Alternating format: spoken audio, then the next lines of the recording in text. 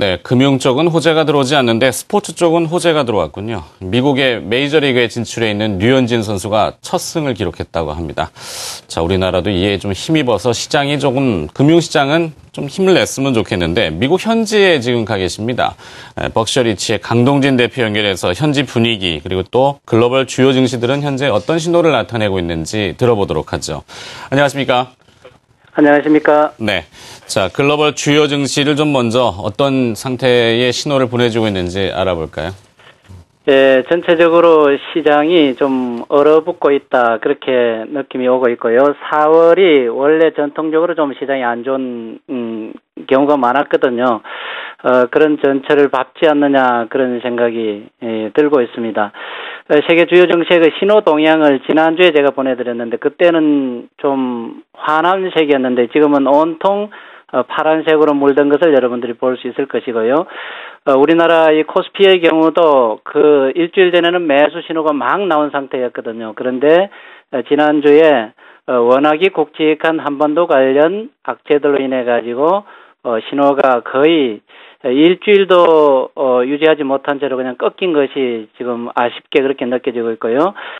다른 나라 시장의 경우는 충분히 이유가 있는 상태에서 랠리를 펼친 그런 면이 있습니다만은 우리나라 시장의 경우는 한편으로는 북한 쪽에서의 위협, 또 다른 한편에서는 일본이 우리나라를 상대로 하지는 않았겠습니다만은 하여튼 우리나라가 일본 엔저 때문에 대단히 시달리는 면이 있기 때문에 일본과 북한의 양쪽에서의 시달림 때문에 우리나라 시장이 극히 나쁜 그런 투자 심리를 보여주고 있다. 그렇게 정리를 해드릴 수 있겠습니다. 네, 지난 주말 뉴욕 증시는 조정을 받았는데 조정의 빌미가 고용지표가 둔화됐다는 이야기가 나왔습니다. 드림 카운트 20만이 깨졌다고 하던데요. 어떤 의미입니까? 미국의 그 고용 그 지표 두 개가 발표됐는데요. 하나는 실업률 수치고요. 실업률은 조금 큰 너울형이거든요. 전체적인 그 고용 그 실적의 그 방향을 보면은 미국의 고용 상황이 개선되고 있는 방향이 맞는 것 같습니다. 그리고 지난주에 그 고용 지표 동향을 발표하고 나서 오바마 대통령도 자신의 그 트위터를 통해 가지고 자기가 집권하고 난 뒤에 연속해서 30몇 개월 동안 지금 일자리 수가 늘어나고 있다는 그런 홍보를 한 것을 보았거든요. 미국의 이 고용 동향이 이제 나아지는 그런 방향은 맞는데 지난주 말에 발표된 그 수치는 기대치에는 못 미쳤다 하는 것인데 그것이 뭐 시장에서의 악재로서의 역할은 아닌 것 같고요. 지난 주말에 미국 시장이 조정을 받은 이유는 그동안에 사상 최고치 정도까지 올라왔으니까 그 부담 때문에 조정을 보인 면이 있다. 그렇게 여러분들이 이해하시는 게 좋겠습니다. 그 다음에 업종별 동향을 좀 살펴보면은 경기 민감형 업종이 그동안에 참 좋았거든요. 바이오 헬스케어 쪽하고 ICT 쪽하고 금융 쪽이 좋았는데요. 그 중에서 ICT 쪽, IT 쪽과 그 소프트웨어 쪽은 조정세가 좀 더 완연해지는 것 같고요. 그 다음에 조금 이따가 소개해드리겠습니다만은 유동성 관련 지표가 급속하게 지금 둔화되고 있습니다. 그래서 유동성과 관련된 금융업종의 하락세도 좀 더 뚜렷하게 드러나고 있는 것이 특징입니다. 그 반면에 그동안에 시장에서 소외되었던 철강 소재, 유화 소재 등등 전통업종의 하락폭은 그렇게 크지 않았다. 그렇게 정리해서 말씀을 드리겠습니다. 네, 금융시장이 경계하는 것은 이벤트 재료, 이 재료들보다는 오히려 그 돈의 흐름을 나타내는 유동성 경색을 더 경계하지 않습니까? 돈의 흐름은 요즘 어떻습니까? 네, 걱정스러울 정도로 이 유동성 관련 지표가 지금 춤을 추고 있는 그런 상태거든요. 제일로 크게는 우리나라 그 한반도와 관련된 이 지정학적인 그 리스크, 위협, 내용이 되겠는데, 지난주 초반까지만 해도 주요 외신이라든지 언론을 통해서 별로 보도가 되질 않았는데요. 주 후반으로 갈수록 굵직한 언론에서 집중적으로 이 보도가 되기 시작한 것입니다. 그래서 주요국의 이 채권 시장의 움직임이 아주 뚜렷하게 나타나고 있는데요.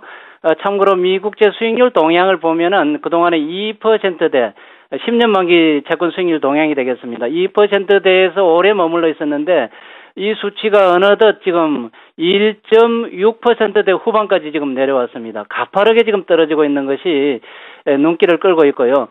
미국제 수익률뿐만이 아니고 독일채와 영국채 등등 주요 선진국의 이 채권 시장이 초강세를 보이고 있는 것이 지금 눈길을 끌고 있다. 이것이 북한하고 일정 부분은 관련이 있다. 그렇게 여러분들이 이해하시는 게 좋겠습니다.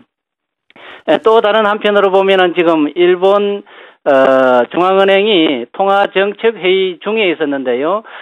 일본이 이 환시장에서 엔저를 다시 기동하는 것이 아주 노골적이거든요. 올해 초에 일본 엔화는 일본 정책 당국자들의 목표치가 달러당 100엔이었습니다. 지금 97엔대까지 올라와 있는데 내심으로는 105엔대까지 갖다 놓겠다 하는 것을 언론을 통해서 이미 보도한 상태거든요. 그 영향으로 일본 엔화가 지금 이틀 동안에 가파르게 지금 떨어지고 있는 그런 상태고요. 이것이 일본의 니케이 지수를 폭등시키는 그런 요인도 되고 있습니다. 이와 같이 세계 금융시장에 유동성과 관련된 이 기류가 대단히 가파르게 변하고 있기 때문에 투자자들이 한편으로는 불안해하고 있고 좀 얼어붙어 있다. 그렇게 말씀을 드릴 수 있겠습니다. 네, 오늘 저녁에 이제 미국 증시가 열리면은 장 마감부터 알코아의 실적을 기점으로 해서 미국도 어닝 시즌에 다시 또 돌입하게 됩니다. 여러 가지 재료들이 또 많은데요. 이번 주 우리나라는 기준금리 또 결정이 있게 되죠. 증시가 이번 주는 어떤 전망을 나타낼 거라고 보십니까? 예, 지금 이제 우리 앵커께서 잘 지적을 해주셨는데요. 세계 금융시장이 지금 북한발 재료 이런 것들은 통상적으로 있는 게 아니고 일시적으로 생긴 것이거든요. 이것을 빼고 나면은 지난주까지 2주 동안은 미국의 경제 지표가 시장에 영향을 끼쳤습니다. 미국의 경제 지표가 비교적 좋았기 때문에 미국의 지수가 사상 최고치를 경신을 했고요. 그것이 우리나라 등등 일부 국가에는 스며들지 않았습니다만은 세계 증시가 전반적으로 화려한 랠리를 전개를 했었고요. 그것은 이제 지나가고 이번 주와 다음 주는 경제지표 발표가 거의 없습니다. 대신에 한 달을 예정으로 한 실적 발표 시즌에 접어들게 되는데 우리나라도 이 실적 발표에 일정 부분 시장이 영향을 받게 될 것 같고요. 또 하나는 지금 북한과 관련된 이 지정학적인 문제가 조금 완화된다는 전제하에 이번 주에는 좀 재료가 있거든요. 정부가 추가 경정 예산안을 편성하는 것을 발표할 것 같고요. 또 다른 하나는 우리나라의 한국은행이 금리를 결정하게 될 것인데 이것이 일본이 저렇게 움직이는 것을 주시한다 그러면은 한국발 양적 완화, 유동성을 공급하는 그런 정책이 시장에서 영향을 끼칠 수 있기 때문에 여기에 우리가 좀 관심을 가져봐야 되지 않겠느냐.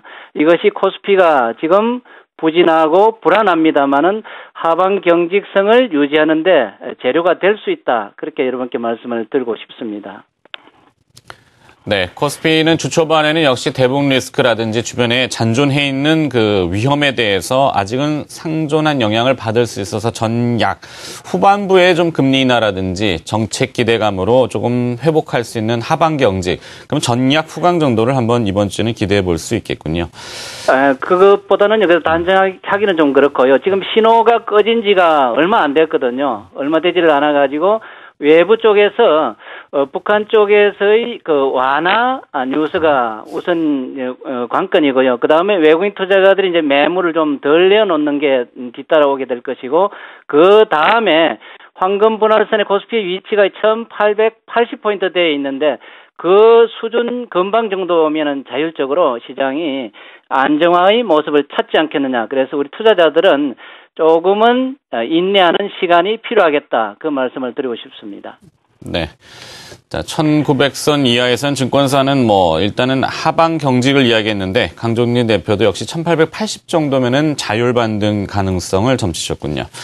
자, 미국 현지에서 또 어렵게 연결했습니다. 글로벌 금융 지표와 그다음에 유동성 지표, 우리 시장의 전망까지 들어봤습니다. 벅셔리치의 강동진 대표가 수고해 주셨습니다. 고맙습니다. 네, 감사합니다.